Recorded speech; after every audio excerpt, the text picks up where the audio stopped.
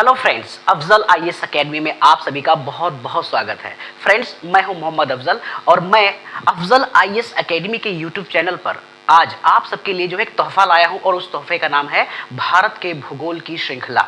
यानी आज से हम जो है भारत के भूगोल की श्रृंखला को प्रारंभ कर रहे हैं और इस जो है श्रृंखला में हमारा जो पहला अध्याय है वह है भारत की स्थिति और विस्तार। तो हम आज से जो है भारत जो है इस क्लास को जो इस श्रृंखला को जो है आरंभ कर रहे हैं और इसमें आज हम पढ़ेंगे भारत की स्थिति एवं विस्तार को। फ्रेंड्स, जैसे कि आप सबको पता है कि भारत की स्थिति एवं विस्तार सभी प्रतियोगी परीक्षाओं के लिए काफी महत्वपूर्ण रहा है। यानी इस टॉपिक से कई सारे प्रश्न बनाए जाते हैं। यूपीएससी जो है यूपीएससी बनाता है, यूपीपीसीएस बनाता है, तो इससे कई सारे क्वेश्चंस बनाए जा सकते हैं। इसी के साथ साथ भारत के भूगोल की जो श्रृंखला को हमने प्रारंभ किया है, इस श्रृंखला के अंतर्गत हम सारे महत्वपूर्ण टॉपिकों को कवर करने का प्रयास करेंगे। जैसे कि जो है आप सबको पहले ही पता है कि जो हमारा भारत है, तो हमारे भारत की जो आकृति है वो समचतुष्कोणीय आकृति है और जो है काफी जो है विशाल देश है। एशिया महाद्वीप का जो है ये भाग है हमारा भारत। तो हम भारत को जानते हैं कि भारत की स्थिति कहाँ है और भारत का जो है विस्तार कहाँ है, ये सब हम यहाँ जानने का प्रयास करेंगे। सबसे पहले कुछ हम अपने चैनल के विषय में आपको बता दें। जैसे कि आप सबको पता है कि हमारे जो है मेरे कई सारे यूट्यूब चैनल जो है क्रिएट हैं और उस पर जो है विभिन्न प्रकार की प्रतियोगी परीक्षाओं की तैयारी की जाती है। उसी के क्रम में अफजल आईएएस एकेडमी भी जो है एक मेरा यूट्यूब चैनल है और इसकी जो है मैं अभी ऑफलाइन क्लास भी स्टार्ट करने वाला हूँ। फिलहाल के लिए मैं जो है इस यूट्यूब चैनल के माध्यम से जो है आप सबको बढ़िया से बढ़िया कंटेंट जो है प्रोवाइड कराने का प्रयास करूंगा। जैसे कि नाम से स्पष्ट है आईएएस, तो इसमें जो है बेसिकली हम तैयारी करवाएंगे यूपीएससी। जितने भी कैंडिडेट यूपीएससी की तैयारी कर रहे हैं, तो यूपीएससी जो भी कंटेंट पूछता है, जो भी वो पूछता है प्रश्न, तो उसके प्रश्नों के पूछने के पैटर्न को ध्यान में रख करके हम यहाँ पर आपको तैयारी करवाएंगे, डीप तैयारी करवाएंगे। एकदम जो बेस होगा यूपीएससी और यूपीएससी संबंधित जितने भी एग्ज़ाम होते हैं, जो जैसे कि मान लीजिए आईएफएस होता है, उसी तरीके से जो एग्ज़ाम होते हैं उन एग्ज़ाम को ध्यान में रख करके उनके प्रश्न पूछने के तरीके को ध्यान में रख करके हम यहाँ पर तैयारी करवाने का प्रयास करेंगे। तो आप सब मेरे साथ जुड़े रहिए और जो है अच्छे से अच्छा मैं आपको कंटेंट देने का प्रयास करूंगा। और आपसे भी जो है मेरी एक गुजारिश है कि आप भी क्या करिए कि आप भी मेरे साथ बने रहिए, बिना जो है इस पूरी क्लास को एक भी मिनट का स्किप किए हुए, बिना भी इसको स्किप किए हुए, बिना एक आगे पीछे किए हुए पूरा वीडियो यानी आरंभ से लगाकर अंत तक देखिए इसको बिना स्किप किए हुए और एक एक तथ्य को समझने का प्रयास कीजिए। और मैं आपसे ये वादा करता हूं कि अगर आपने ये पूरा वीडियो देख लिया तो जो भी मैं आपको समझाऊंगा, जो भी आपके एग्जाम के हिसाब से महत्वपूर्ण होगा, वो सारी चीज़ें आपको समझ में आ जाएंगी। सबसे पहली बात यह है कि अगर आप जो है तैयारी कर रहे हो तो तैयारी करने के क्रम में नोट्स बनाने की अपनी एक महत्वपूर्ण भूमिका रही है। अगर आपने बढ़िया नोट्स बनाए हैं तो आपकी जो तैयारी भी बढ़िया होगी। अगर आपने नोट्स नहीं बनाए हैं, नोट्स दो तरीके के होते हैं दोस्तों। एक नोट्स होता है, एक नोट्स नॉर्मली होता है, एक बढ़िया नोट्स वो जो आपके समझ में आ जाए।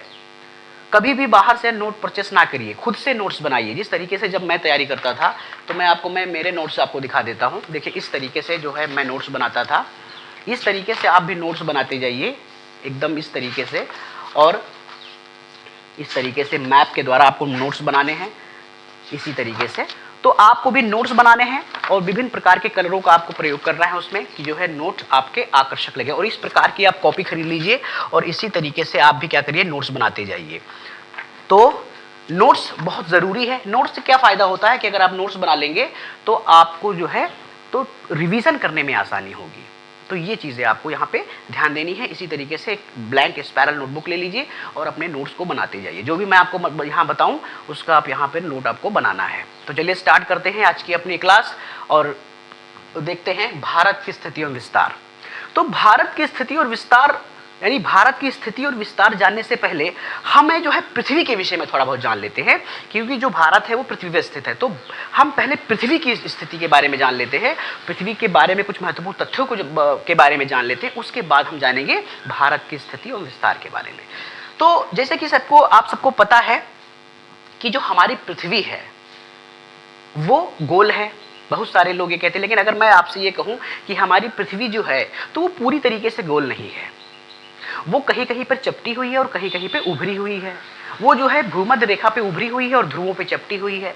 तो एक प्रकार की जो है वैज्ञानिकों ने इसको एक आकृति दी है, एक शेप दिया है। तो उस शेप को कहा जाता है जियाड, जिसे हिंदी भाषा में जियाड या भुआब कहा जाता है, जिसे जियोइड भी कहा जाता है अंग्रेजी भाषा में। तो पृथ्वी की आकृति पूरी तरीके से गोल ना होकर के जो इस तरीके से पृथ्वी की आकृति आपको देखने को मिलेगी।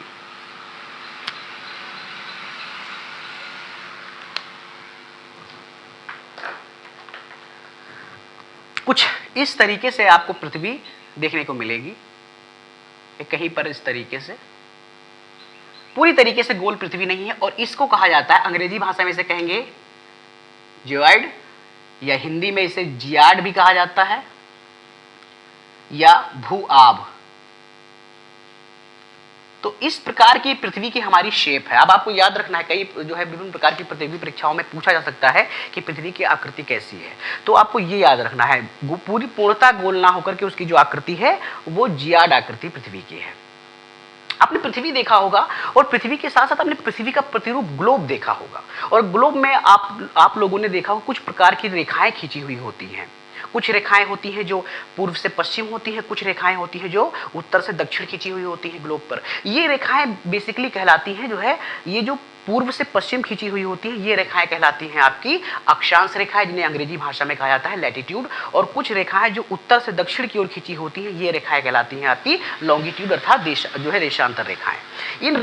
अब इन रेखाओं के विषय में देखिए, इसके लिए मैं अलग से क्लास लाऊंगा, इस क्लास में बताना उचित नहीं होगा, पूरा खिचड़ी हो जाएगा एक प्रकार का। तो इसके लिए अक्षांश और देशांतर मैं अगली क्लास में लेके आऊंगा, जो है जो किसी दूसरी क्लास में उसको मैं उसमें बताने का प्रयास करूंगा।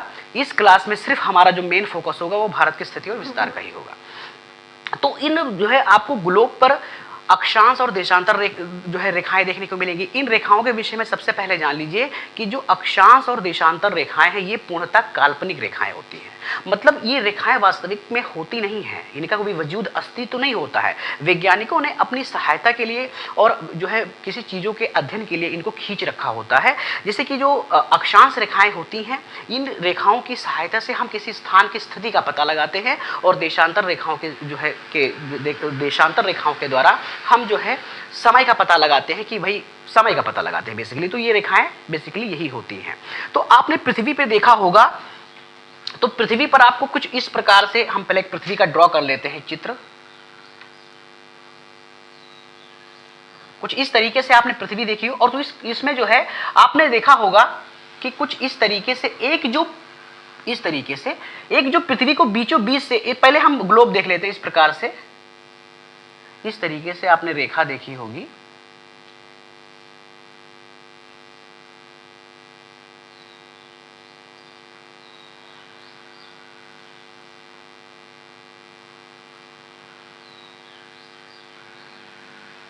इन रेखाओं को कहा जाता है फ्रेंड्स, इन्हें कहा जाता है अक्षांश, या इन्हें लैटिट्यूड कहते हैं। ठीक है, ये होती हैं, लेटी हुई रेखाएं होती हैं।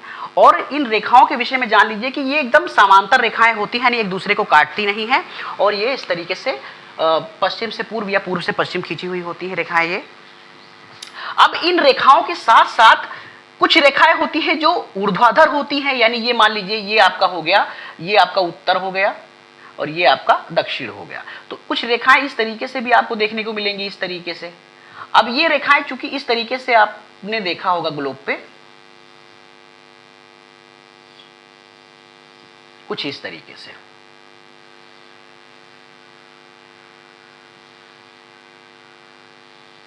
तो ये आपने ग्लोब का चित्र है, इस प्रकार से आपने ग्लोब देखा होगा।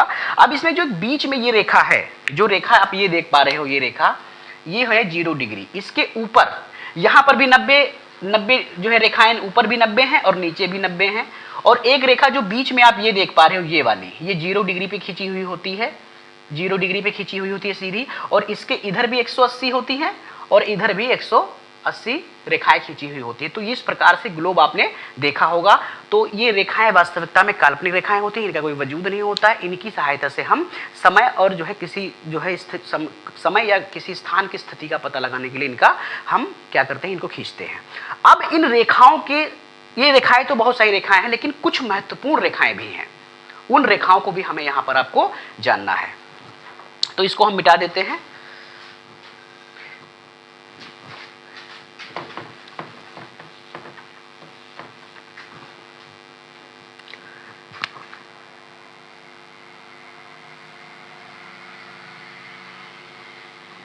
तो ये हमारी पृथ्वी हो गई। अब इनमें कुछ महत्वपूर्ण रेखाएं भी आप जो है आपको देखने को मिलेंगी, जिसमें कि एक जो रेखा होती है जो यहां से गुजरती है एकदम बीचों बीच से, और ये रेखा 0 डिग्री यानी पृथ्वी को 2 बराबर भागों में, ये 0 डिग्री पे खींची हुई होती है और ये पृथ्वी को 2 बराबर भागों में बांटती है।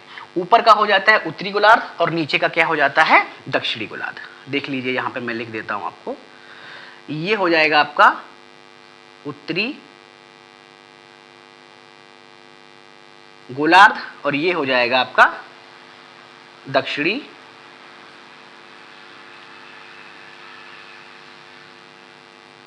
अंग्रेजी भाषा में इसे सदर्न हेमिस्फीयर कहा जाएगा।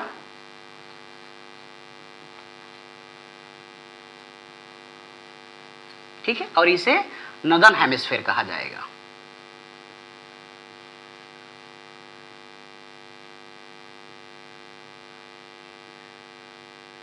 ठीक है, तो ये 2 बराबर भागों में इसने पृथ्वी को बांट दिया। अब इसमें कोई एक रेखा और होती है। अब इसमें देखिए, इसको, इस रेखा को जो है इसे भूमध्य रेखा भी कहा जाता है। इसे भूमध्य रेखा, अंग्रेजी भाषा में इक्वेटर भी कहा जाता है। ठीक है, इसे विषुवत वृत्त भी कहा जाता है या विषुवत रेखा भी कहा जाता है।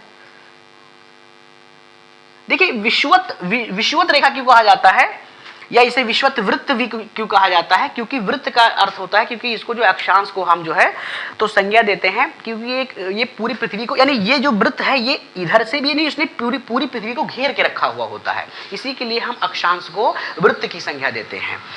देखिए, इसको विषुवत क्यों कहा जाता है, क्योंकि जब सूर्य की किरणें इस पर पड़ती है विषुवत रेखा पर, तो दोनों गोलार्धों में जो है दिन रात समान होते हैं, तो इसी के लिए इसको विषुवत रेखा भी कहा जाता है। तो यानी क्या किया, इसने पृथ्वी को 2 बराबर भागों में बांट दिया। अब इसमें एक रेखा यहां पर और होती है, ये रेखा, ये यहां से एक रेखा खींची हुई होती है और इसको कहते हैं 23.5 डिग्री नॉर्थ। ठीक है, 23.5 डिग्री नॉर्थ कहते हैं, और इसको कहा जाता है कर्क रेखा। क्या कहते हैं इसको कहते हैं कर्क रेखा। कर्क रेखा कहेंगे इसको। 23.5 डिग्री से ऊपर एक रेखा यहां पर और खींची हुई होती है, ये होती है 66.5 डिग्री नॉर्थ पे। ठीक है, इसे कहते हैं आर्कटिक वृत्त। इसे क्या कहेंगे, इसे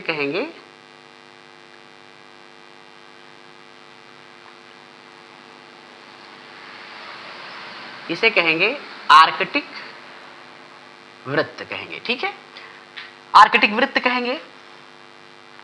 और यहां पर फिर स्टार्ट हो जाएगा आपका ये जो पॉइंट है, ये कहलाएगा आपका उत्तरी ध्रुव। ठीक है, साउथ जो है नॉर्थ पोल, उत्तरी ध्रुव कहलाएगा ये। ठीक है, उसी तरीके से ये भूमध्य रेखा के नीचे यहां पर भी एक रेखा खींची हुई होती है 23.5 डिग्री, ये साउथ हो जाएगा, साउथ। इसे कहते हैं मकर रेखा। इसे क्या कहेंगे, इसे कहेंगे मकर रेखा। 23.5 डिग्री साउथ से नीचे यहां पर एक रेखा और अक्षांश रेखा गुजरती है, ये होती है 66.5 डिग्री साउथ। इसे कहते हैं हम अंटार्कटिक वृत्त।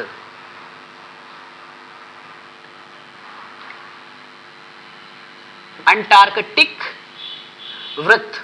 वृत्त मैंने आपको बताया था, वृत्त क्यों कहा जाता है, क्योंकि ये रेखा जो होती है पूरा घेरे हुई होती है पृथ्वी को।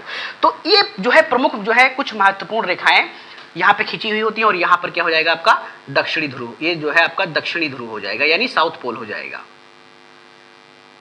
ठीक है, ये हो जाएगा दक्षिणी ध्रुव। तो कुछ इस प्रकार की कुछ महत्वपूर्ण रेखाएं इस पर खींची हुई होती हैं।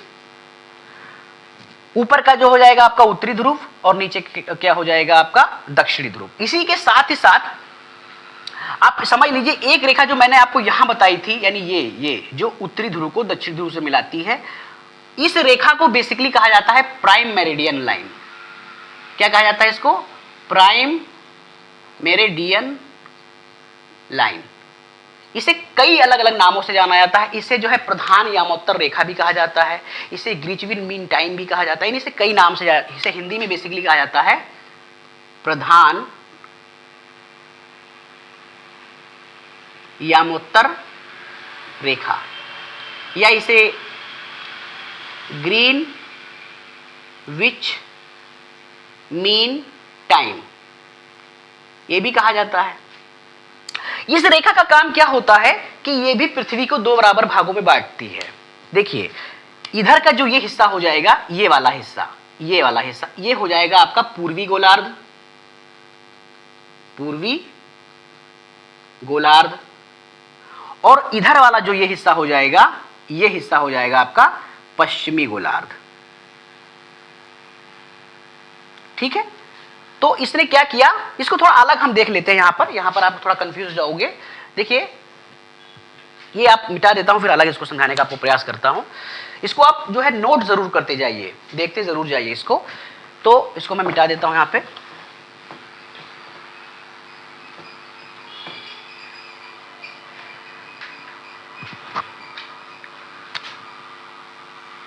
यानी एक रेखा जो यहां से जीरो से खींची हुई होती है, 0 डिग्री पे, इस रेखा को हमने क्या कहा था, इससे हमने कहा था प्राइम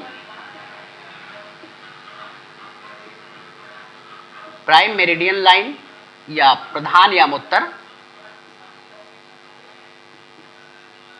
यामोत्तर रेखा। ठीक है, इसका भी दो काम होता है, ये भी पृथ्वी को दो बराबर भागों में बांटती है। तो इधर का जो स्थान ये हो जाएगा, ये हो जाएगा आपका पूर्वी गोलार्ध,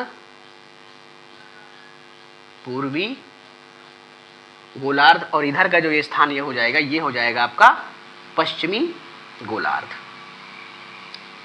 तो कुछ इस तरीके से कुछ विशेष रेखाओं ने पृथ्वी को भी अलग अलग हेमिस्फीयर में बांट के रखा है। तो ये आपने समझ लिया होगा। अब हम बात करते हैं जो है बेसिकली कि सर भारत की स्थिति कहाँ, ये तो आपने समझा दिया, लेकिन भारत की स्थिति कहाँ है तो वो भी आपको समझना पड़ेगा। देखिए भारत की स्थिति मैं आपको बता दूं कि एक रेखा है कर्क रेखा, जो भारत के एकदम बीचों बीच से यानी मध्य से होकर गुजरती है। तो सबसे पहले मैंने आपको क्या कहा था, इसको मैं मिटा देता हूं। अब हम भारत की स्थिति की बात करते हैं। किसकी बात करते हैं, स्थिति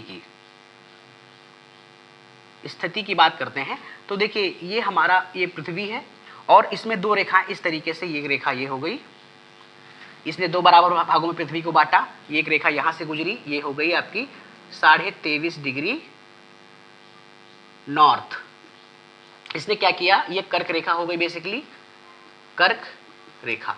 तो हमारा जो भारत है, तो उस यानी जो भारत से जो कर्क रेखा है वो भारत से एकदम बीचों बीच से होकर गुजरती है।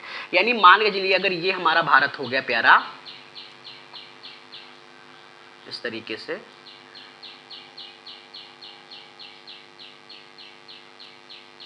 से, मान लीजिए,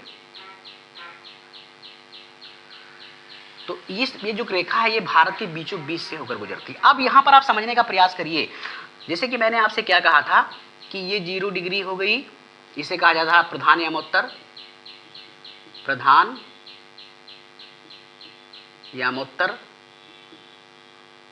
रेखा। ये हो गई थी आपकी 0 डिग्री पे खींची हुई होती, जिसे कहा गया था भूमध्य रेखा। ठीक, भूमध्य रेखा। अब यहां पर आप समझने का प्रयास करिए कि अगर अक्षांश के हिसाब से देखा, क्योंकि भूमध्य रेखा एक अक्षांशीय रेखा है, तो अगर हम अक्षांश के हिसाब से देखते हैं तो भारत हमारा कहां पे है, उत्तरी गोलार्ध में, क्योंकि भूमध्य रेखा के ऊपर ये जो पूरा हेमिस्फीयर है ये हो जाएगा आपका उत्तरी गोलार्ध। क्या हो जाएगा, उत्तरी गोलार्ध। तो अगर हम अक्षांश के हिसाब से देखें तो ये हो जाता है आपका उत्तरी गोलार्ध। क्या हो जाएगा, ये हो जाएगा आपका, ये पूरा जो क्षेत्र है ये हो जाएगा आपका उत्तरी गोलार्ध हो जाएगा। ठीक है, अक्षांश के हिसाब से। लेकिन अगर हम जो है देशांतर के हिसाब से देखें तो जैसे कि मैंने आपको बताया कि जो 0 डिग्री प्रधान यामोत्तर रेखा है, तो इसके इधर वाला साइड ये क्या हो जाएगा, ये हो जाएगा पूर्वी गोलार्ध, है कि नहीं, ये पश्चिमी गोलार्ध हो जाएगा आपका। तो अगर अब इसमें क्लियर स्पष्ट हो जाता है कि अगर अक्षांश के हिसाब से देखें तो जो है पूर्वी और जो है उत्तरी गोलार्ध, और अगर देशांतर के हिसाब से देखें तो हमारा भारत कहां पे लोकेट करता है, तो वो पूर्वी गोलार्ध में लोकेट करता है। तो इस प्रकार से स्पष्ट हो जाता है कि जो भारत की स्थिति है वो कहां पे है, वो है उत्तरी पूर्वी गोलार्ध में। उत्तरी यानी अक्षांश से और पूर्वी यानी देशांतर से। तो अक्षांश और देशांतर के जो है आधार पर भारत की स्थिति कहां पे है, उत्तरी पूर्वी गोलार्ध में स्थिति है। हम एक विश्व का मैप ड्रॉ करते हैं और उसमें भी आपको समझाने का थोड़ा बहुत प्रयास करते हैं, जिससे कि स्थिति आपकी, अब इसमें आप समझ रहे हो ना, स्पष्ट सा है। ये हमारा भारत है तो क्या हो जाएगा, तो अक्षांश यानी ये रेखा के ऊपर उत्तर हो गया, और अगर देशांतर से देखें तो ये पूरब हो गया। तो उत्तरी पूर्वी गोलार्ध हमारी भारत की स्थिति है। थोड़ा हम एक भारत का विश्व का मैप बना लेते हैं और उसमें भी आपको थोड़ा बहुत समझाने का प्रयास करते हैं।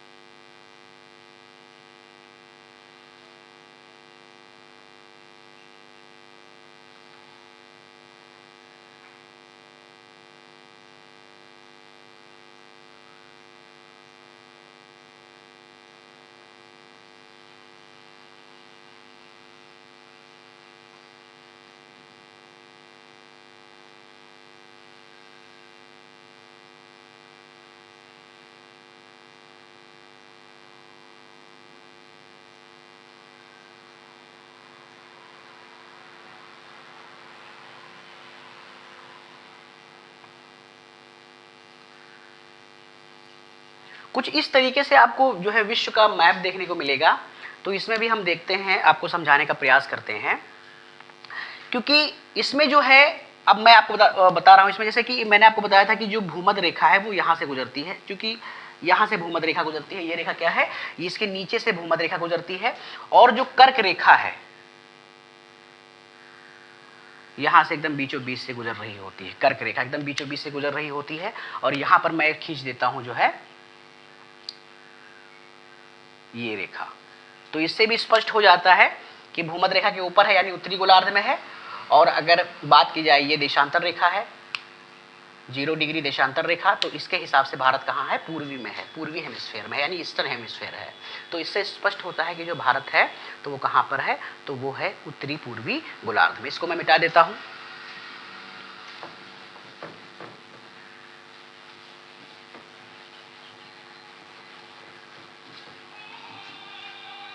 तो हमने भारत की स्थिति जान ली। अब हम भारत के विस्तार पे चर्चा करेंगे कि भारत का विस्तार कहां तक है। तो यहां पर हम लिख देते हैं विस्तार। ठीक है, भारत के विस्तार जानने से पहले हमें एक भारत का मैप बनाना होगा, और मैप पे ही जो है हम भारत के विस्तार को देख पाएंगे। तो छोटा सा, और दूसरी बात यह है कि अगर आपको भूगोल समझना है, भूगोल सीखना है, तो उसके लिए आपको मैप बनाना बहुत ज़रूरी है। अगर आपको मैप बनाना नहीं आएगा तो आप भूगोल को सही से समझ नहीं पाओगे। तो मैप का प्रैक्टिस कीजिए और मैप बनाइए, चाहे वो विश्व का भूगोल भी आपको बनाना आना चाहिए, और भारत का जो है विश्व का भी मानचित्र आपको बनाना आना चाहिए, और भारत का मानचित्र भी आपको सही रूप से बनाना आना चाहिए। तो सबसे पहले हमें एक ड्रॉ करते हैं भारत का मैप, फिर उसके बाद हम आपको विस्तार के विषय में, उसके कहाँ कहाँ तक उसका विस्तार है वो आपको बताते हैं।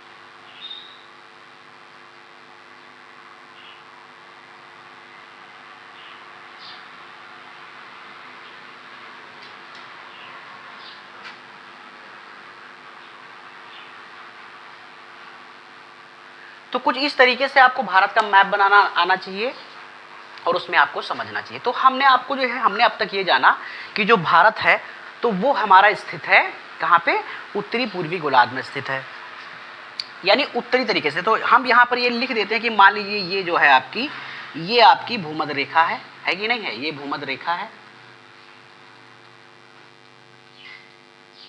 और इस भूमध्य रेखा के ऊपर उत्तर में 90 डिग्री, 1 2 3 इस तरीके से 90 डिग्री फैला हुआ है। अब इस तरीके से टेबल के माध्यम से इसको हम समझने का प्रयास करेंगे। मान लीजिए ये रेखाएं कुछ हो गई आपकी देशांतर, ठीक है, और ये हो गई कुछ आपकी अक्षांश रेखाएं। मान लीजिए ये यानी देशांतर रेखाएं, ये आपकी भूमध्य रेखा है, इसके ऊपर 90 डिग्री ऊपर है, 90 डिग्री नीचे है। देशांतर रेखा ये मान लीजिए आपकी 0 डिग्री देशांतर है, इसके इधर 180 है और इधर 180 है। तो मान लीजिए कि यानी यहाँ से 0 डिग्री से ऊपर 90 है और नीचे, तो यानी इसके ऊपर 90 है, तो यानी 0 से यहाँ से लगातार लगभग यहाँ तक।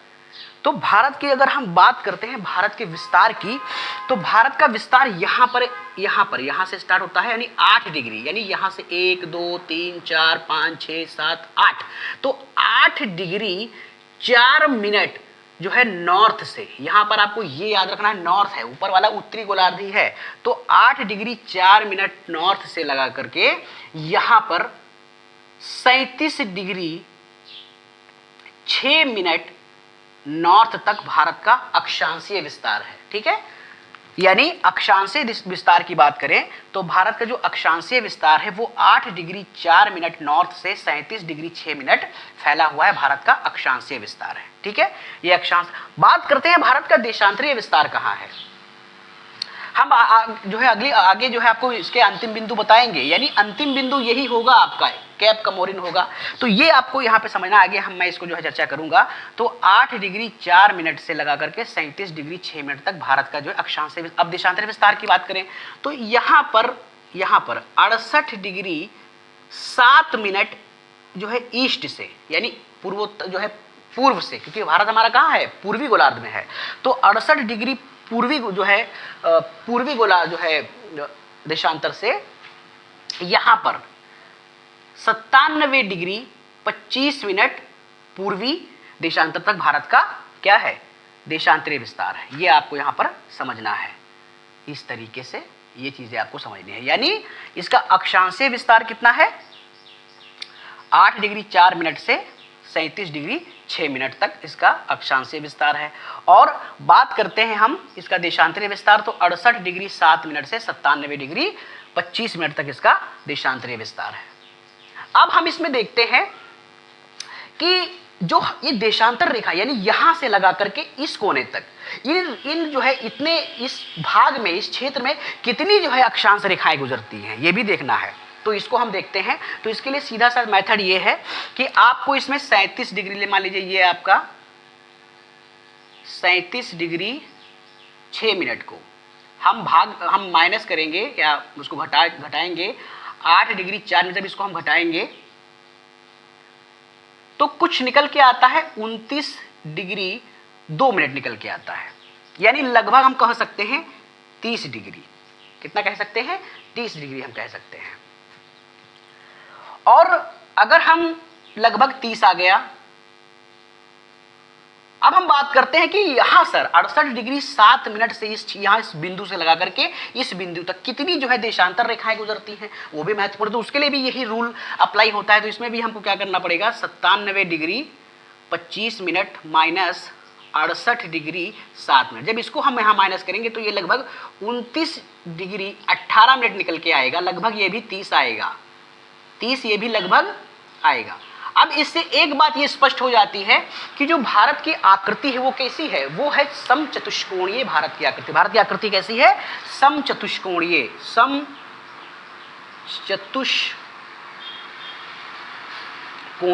ठीक है। भारत की आकृति कैसी, समचतुष्कोणीय आकृति है, यानी ये यहां से लगाकर यहां तक भी फैला हुआ है और यहां से लगाकर यहां तक भी इसका 30 डिग्री और यहां से लगाकर यहां तक भी ये 30 डिग्री है। यानी कहने का मतलब इसकी आकृति क्या है, समचतुष्कोणीय है। अब हम बात करते हैं इनके बीच की लंबाई कितनी है, यानी यहां से लगा करके यहां तक इसकी लंबाई क्या है। तो उसके लिए क्या है इसकी लंबाई। और इसमें एक और महत्वपूर्ण बात आप जान लीजिए दोस्तों कि जो एक अक्षांश से दूसरे अक्षांश की जो मध्य जो दूरी होती है वो दूरी है 111 किलोमीटर। तो यानी एक अक्षांश से दूसरे अक्षांश के मध्य की दूरी भी 111 किलोमीटर होती है और दो देशांतर रेखाओं के बीच की जो दूरी होती है वो भी तकरीबन 111 किलोमीटर ही होती है। लेकिन इसमें कुछ पॉइंट का फर्क आता है, ये आपको यहां पे समझना है। क्या समझना है? ये आपको समझना है।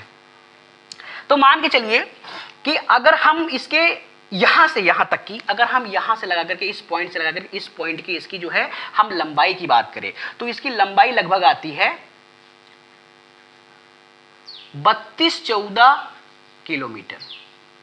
यानी बात करेंगे हम तो उसकी लंबाई हो जाती है 3214 किलोमीटर। अब इसमें क्या होता है कि इसमें आपको यह देखना रहेगा कि अगर हम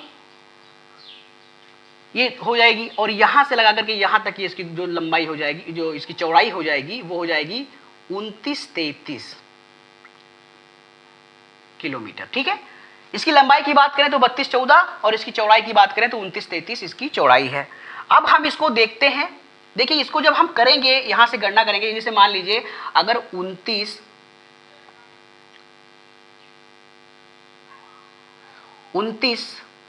डिग्री 2 मिनट को अगर हम गुणा करते हैं 111 किलोमीटर को, इसको गुणा करेंगे तो ये लगभग जो है उतना ही निकल के आएगा, 3214 ही निकल के आएगा। अगर आप इसको करोगे तो कुछ इसमें आपको आगे पीछे आंकड़े जा सकते हैं, क्योंकि मैंने पहले ही आपको बताया कि जो रेखाओं की जो बीच की दूरी 111 किलोमीटर से कुछ पॉइंट आगे पीछे हो सकती है, तो इसी के लिए एग्जैक्ट ये जो है इतना आ सकता है। बात करते हैं अगर हम इसकी चौड़ाई की, तो इसकी जो चौड़ाई यहां मैंने आपको बताया था कि अगर इसको माइनस करेंगे तो हो जाएगा 2918। तो अगर 2918 4 मिनट से 29:02, तो अगर इसको हम यहां पे करेंगे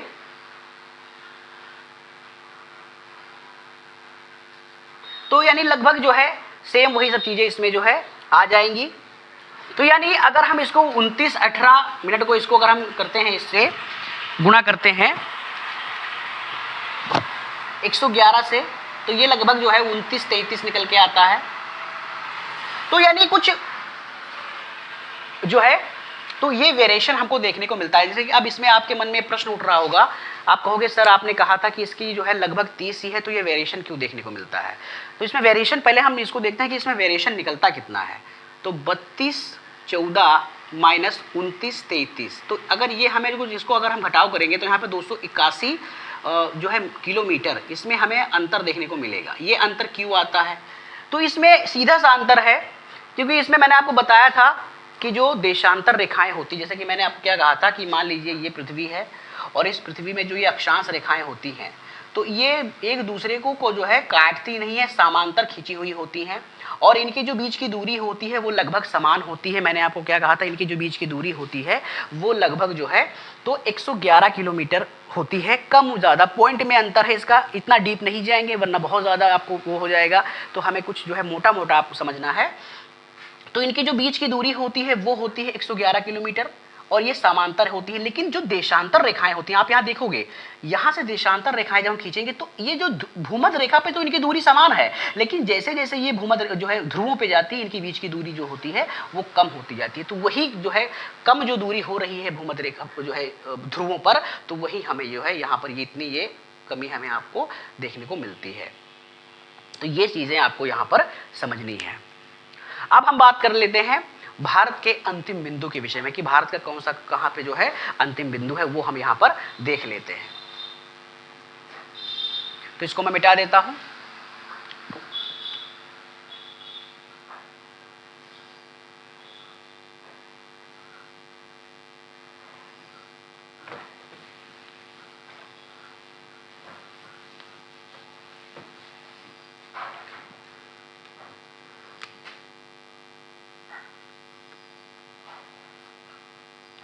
भारत के अंतिम बिंदु, ठीक है, ये हम देखेंगे यहां पे। देखिए जो भारत के अंतिम बिंदु हैं तो उसमें आपको यह समझना है कि मैंने आपको अभी बताया था कि भारत का जो अंतिम बिंदु है, यानी जो सबसे दक्षिणी अंतिम बिंदु है, तो वो यहां पर है। मैंने आपको बताया था कि 8 डिग्री 4 मिनट जहां से अक्षांश रेखा गुजर रही होती है, तो वहीं पर एक स्थान है जिसका नाम है कैप कमोरिन। क्या नाम है उसका? कैप कमोरिन। कैप कमोरिन को कुमारी अंतरीप भी कहा जाता है, कुमारी अंतरीप भी कहा जाता है। तो ये जो है भारत का सबसे दक्षिणी बिंदु है, लेकिन इसमें भी एक पॉइंट है, ये भारत का दक्षिणी बिंदु है लेकिन मुख्य भूमि के हिसाब से दक्षिणी बिंदु है, ये आपको याद रखना है। ये मुख्य भूमि के हिसाब से भारत का दक्षिणी बिंदु है। लेकिन अगर बात की जाए कि भाई भारत का दक्षिणी बिंदु कौन सा है, तो भारत का दक्षिणी बिंदु ये नहीं है, ये मुख्य भूमि के हिसाब से दक्षिणी बिंदु है। लेकिन अगर बात करते हैं भारत के दक्षिणी बिंदु से, तो आपको पता होगा कि भारत के जो पूर्वी साइड पे, यहाँ पर बंगाल की खाड़ी में कई सारे जो है आपको द्वीप देखने को मिलेंगे, जिन्हें हम अंडमान और निकोबार द्वीप समूह कहते हैं। तो इस तरीके से ये द्वीप देखने को हमें मिलेंगे, ये कहलाते हैं अंडमान एवं निकोबार द्वीप समूह। तो वही अंडमान और निकोबार के निकोबार द्वीप समूह में एक द्वीप है जिसका कहते हैं ग्रेट निकोबार।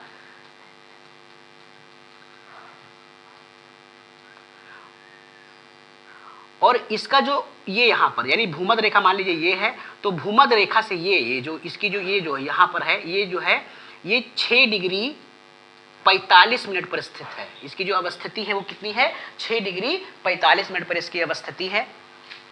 और ये भूमध्य रेखा से, यानी इसकी जो भूमध्य रेखा से इसकी जो दूरी है वो 876 किलोमीटर है। कितनी है? 876 किलोमीटर है। तो इसी ग्रेट निकोबार पर जो है, यही ग्रेट निकोबार की हम बात करते हैं, तो इसी ग्रेट निकोबार पर आपको शायद स्पष्ट दिख नहीं रहा होगा ये, तो इसको थोड़ा मैं ऊपर कर देता हूं।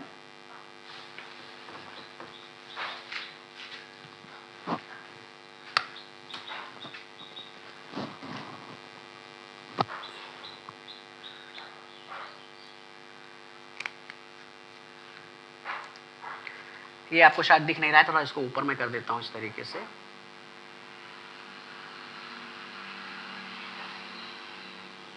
तो यही परिस्थिति, यही पर ये जो ग्रेट निकोबार है, ग्रेट निकोबार, और ये भूमध्य रेखा आपकी होगी, तो यही पर स्थान है एक ये पॉइंट, और ये पॉइंट है इंदिरा पॉइंट। ये क्या है? ये है इंदिरा पॉइंट, ये इंदिरा पॉइंट है। और ये भूमध्य रेखा से इसकी जो लंबाई है, और ये जो ये पॉइंट है, ये क्षेत्र, ये है स्थिति है, ये है आपका 6 डिग्री 45 मिनट पर ये स्थित है, यानी 6 डिग्री 45 मिनट पर इसकी अवस्थिति है। और इसे क्या कहा जाता है? इसे इंदिरा पॉइंट कहा जाता है। और ये भूमध्य रेखा से इसकी जो लंबाई है भूमध्य रेखा से वो 876 किलोमीटर है। ठीक है, तो ये जो पॉइंट है, ये जो है भारत का दक्षिणी बिंदु है, भारत का सबसे दक्षिणी अंतिम बिंदु है ये पॉइंट। इस पॉइंट को कई नामों से जाना जाता है, इस पॉइंट को जो है कई नामों से, इसे जो है हम देखते हैं इसे कौन कौन से नामों से जाना जाता है। देखिए, इसको हम पार्सन पॉइंट के नाम से भी जानते हैं, पार्सन पॉइंट। दूसरा इसे ला हिंचिंग पॉइंट, ला हिंचिंग point, Pygmalion point, Pygmalion point. ठीक है, तो इन नामों से इसको जाना जाता है। लेकिन ये स्थान अब पानी में डूब चुका है। 2004 में आई सुनामी के कारण ये जो स्थान है ये पूरी तरीके से पानी में डूब चुका है, इसका अब जो है वजूद नहीं है।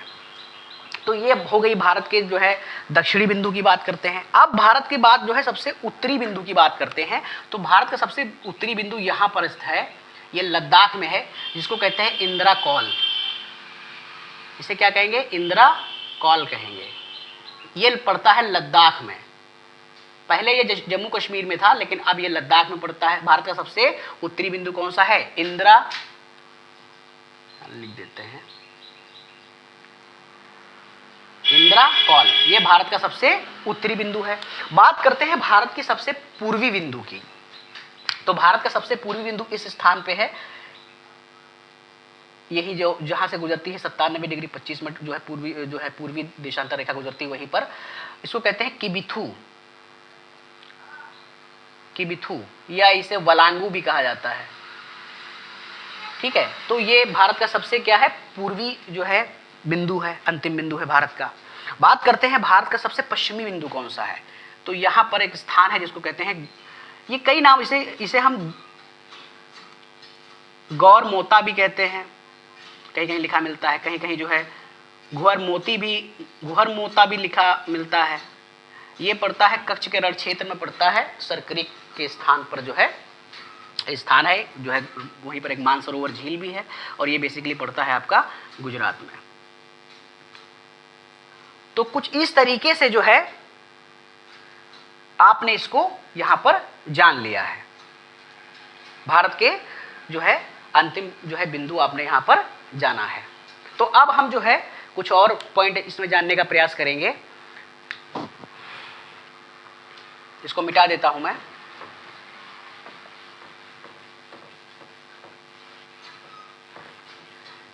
देखिए, अब हम बात करते हैं भारत के क्षेत्रफल की, कि भारत का क्षेत्रफल कितना है और भारत की जो है भारत कहां तक फैला हुआ है, तो इसके विषय में हम यहां पर जानने का प्रयास करेंगे। देखिए, भारत का जो क्षेत्रफल है, तो भारत का क्षेत्रफल है 32,87,000 जो है 263 वर्ग किलोमीटर। कितना है भारत का क्षेत्रफल, यहां लिखते हैं हम,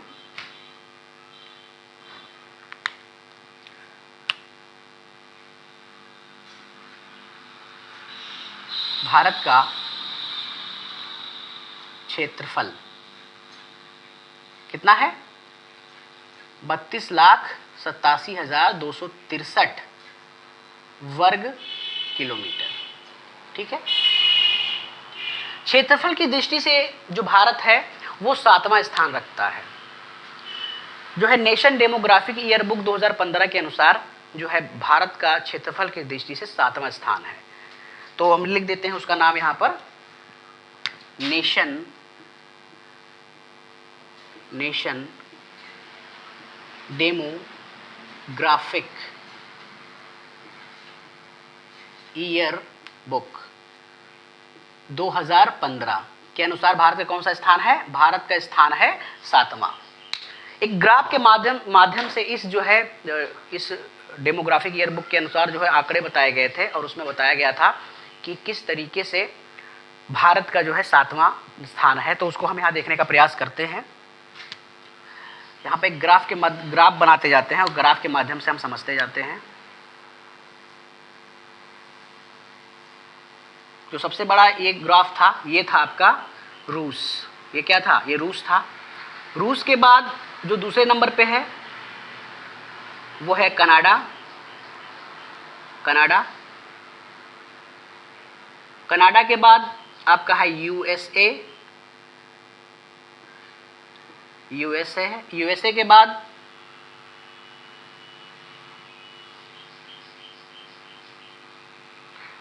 के बाद चाइना है आपका,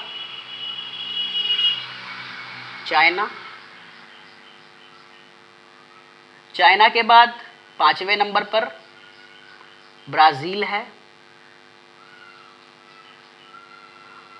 6ठे नंबर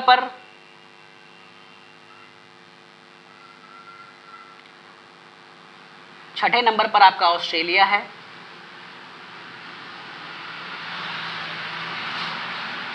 और 7वें नंबर पर क्या है, भारत है। तो कुछ इस तरीके से जो है 7वें नंबर पर आता है हमारा भारत।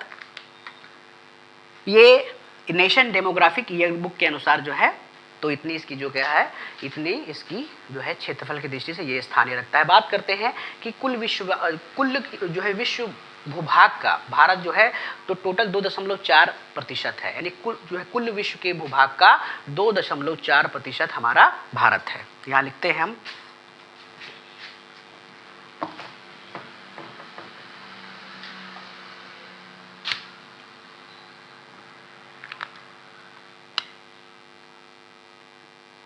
विश्व के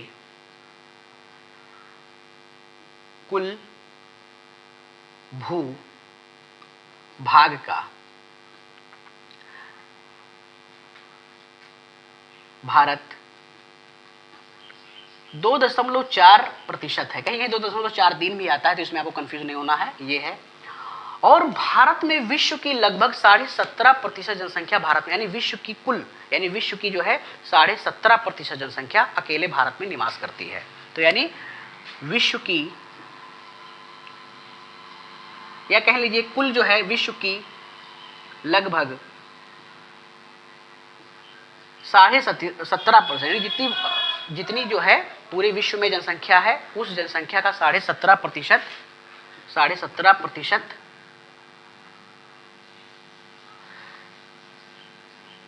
विश्व की लगभग 17.5% जनसंख्या भारत में निवास करती है। ठीक है, बात करते हैं अगर पॉपुलेशन के हिसाब से, तो भारत का जो सबसे बड़ा देश है, जो जनसंख्या की दृष्टि से बात करें तो जनसंख्या की दृष्टि से भारत का सबसे बड़ा जो देश है वो है चाइना। लेकिन अब हमने जो है, अभी आंकड़े ऑफिशियली जो इसके आधिकारिक डेटा नहीं आए हैं, लेकिन अगर बात की जाए संभवतः हम जो है जनसंख्या की दृष्टि से चाइना को पछाड़ चुके हैं। लेकिन डेटा ना होने के कारण अभी भी चाइना जो है तो जनसंख्या की दृष्टि में पहला देश है। तो जनसंख्या की दृष्टि से सबसे पहला देश क्या है? जनसंख्या की दृष्टि से सबसे पहला देश है आपका जो है चाइना, चाइना के बाद भारत, भारत के बाद यूएसए, यूएसए के बाद इंडोनेशिया, और इंडोनेशिया के बाद आपका हो जाएगा ब्राज़ील। तो ये जो है कुछ देश हैं। बात करते हैं कि इसमें थोड़ा बहुत और हम इसमें देख लेते हैं कि जो भारत है, तो बेसिकली जो भारत है तो वो बटा हुआ है जो है 28 राज्यों में और 8 केंद्र शासित प्रदेशों में हमारा भारत बटा हुआ है। तो इन में भारत हमारा बटा हुआ है। और जो है भारत के जो है जनसंख्या की दृष्टि से देखा जाए तो जो सबसे बड़ा जो इसका जो देश है, जो राज्य है सॉरी, तो वो है आपका उत्तर प्रदेश जनसंख्या की दृष्टि से। और अगर क्षेत्रफल की दृष्टि से देखा जाए तो राजस्थान सबसे बड़ा राज्य है। तो बस आज तक की इस क्लास के लिए यही तक, और मिलते हैं अगली क्लास में हम। आप जो है अगर नए हैं तो इस यूट्यूब चैनल को जो है चैनल को सब्सक्राइब कीजिए, लाइक कीजिए, शेयर कीजिए, और मिलते हैं हम किसी दूसरी क्लास में। तब तक के लिए जय हिंद।